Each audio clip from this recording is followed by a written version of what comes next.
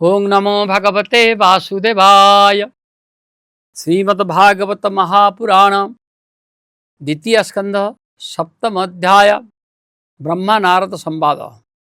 ब्रह्मा उवाच शृणु नारद मुनिवर भूत भविष्य अवतार अशेष जनकर हिते शुण कहिबा तो अग्रते पद्मकल्पर अन्ते हरि शुकर रूपे अवतरी से सर्वयज्ञमय गात्रे धरणी उद्धरिवा अर्थे आदि असुर अवतार प्रचंड हिरण्याक्ष वीर ताहाकु महार्णव जले दंते विदारिले पाताले से पुणी रुचि ऋषि घरे जन्मिले आकुति उदरे सुयज्ञ रूपे अवतरी दक्षिणा गर्भे वीर्य भरी सर्वदेवंकु जात कले त्रैलोक्य भय निवारिले कर्दम ऋषि गृहे पूर्वे जन्मिले देवहूति गर्भे आत्मार गति माता आगे कहिले तत्व अनुरागे ताहांकु मायारु उद्धरी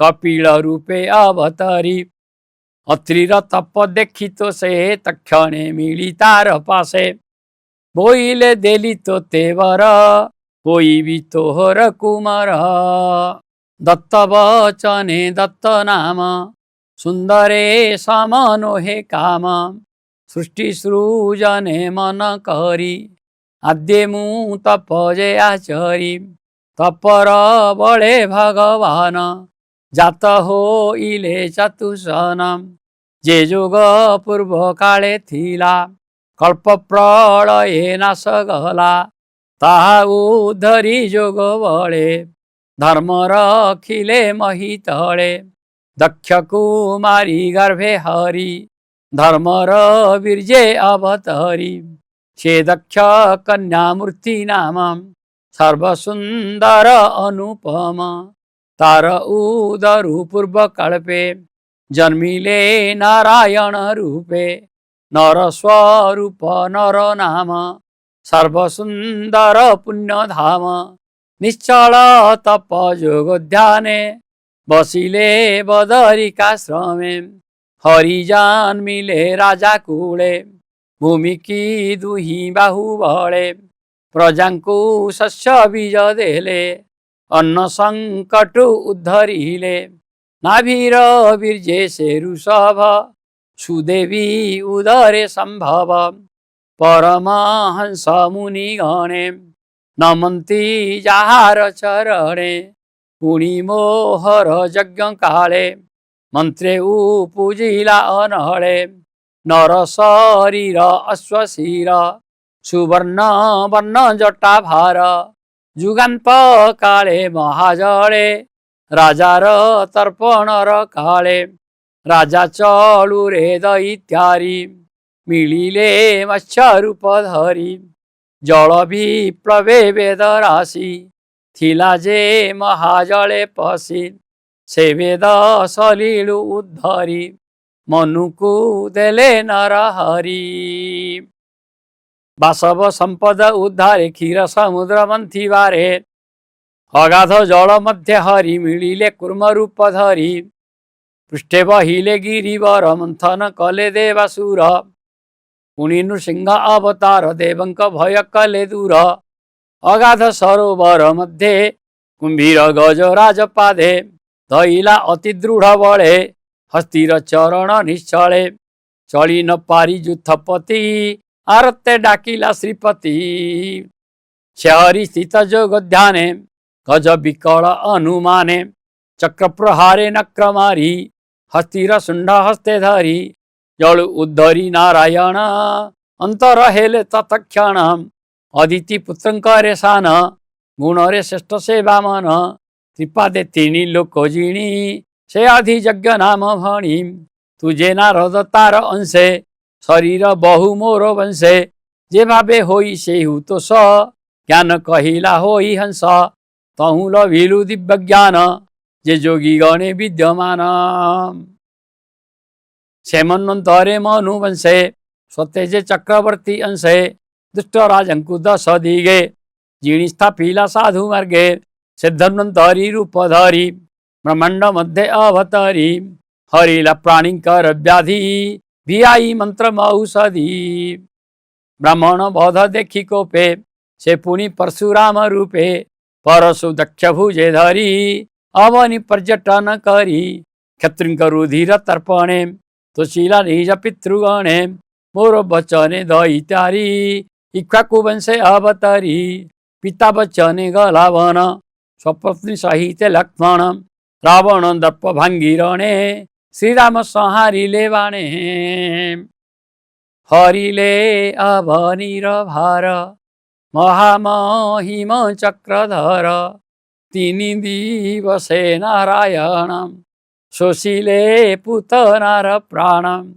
कଳି प्रवेशे काल बळे प्राणिये चेतना चंचले। भारती न पारंती धरी अल्प आयुष देखी हरि। जन्मिले व्यास रूप धरी अशेष श्रुति शास्त्र करी। वेद द्रुम कु शाखा कले एकु अनेक बुद्धि बळे।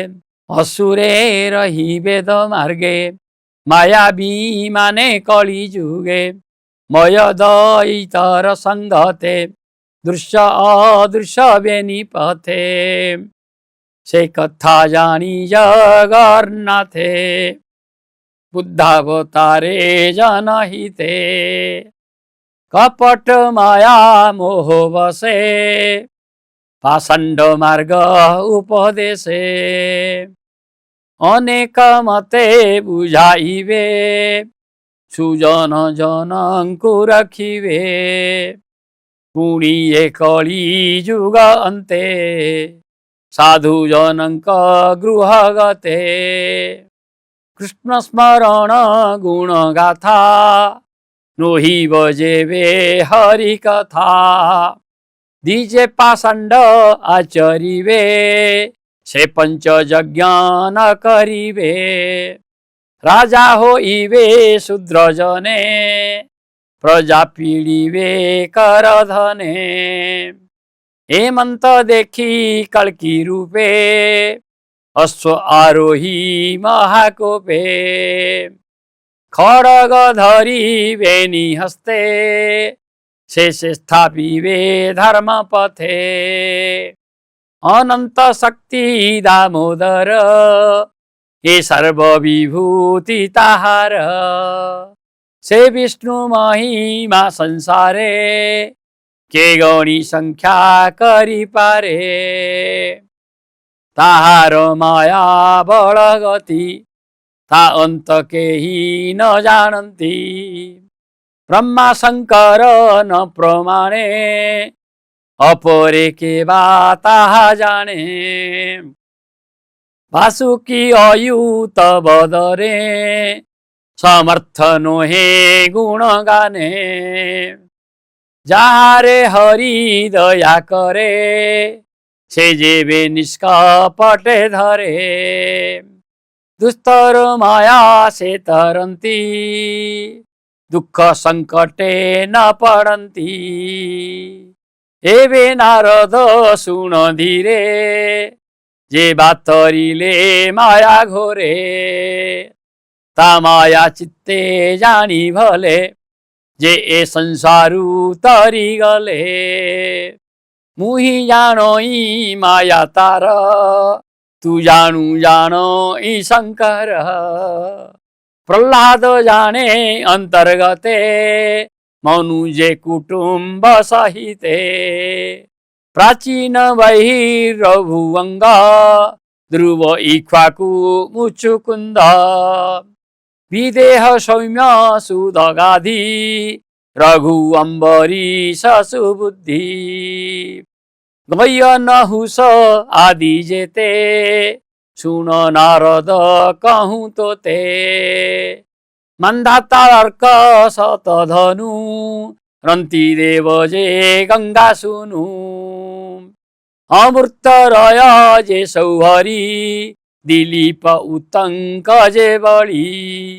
शिवी देवल पिपलाद सारस्वत संगे उद्धव। जे पराशर विभीषण रावण भ्रात हनुमान सुख जय उप इंद्र दत्त विदुर अस्ति सेन पार्थ ब्राह्मण श्रुत देवतुले विष्णु मायारू तरी गले तिर्जक हुण शूद्र स्त्री शबर आदि गले तरी कृष्णर रूपे मन जार किबा कहिबा गति तार अद्भुत कर्म जे ताहार जे भावे नाही परापर ता भक्ति शिक्षा अटे जार सेही तरंती माया घोर सत असत रूप सेही अशेष माया रूप बही ए भागवत धर्म जेते गोविंद कहिथिले मोते लीला विस्तारी कह मुखे सुजन जनंकर सुखे जे मनते प्राणींकर चित्ते कृष्ण विषय अभिरते जे मनते नासे शोक मोह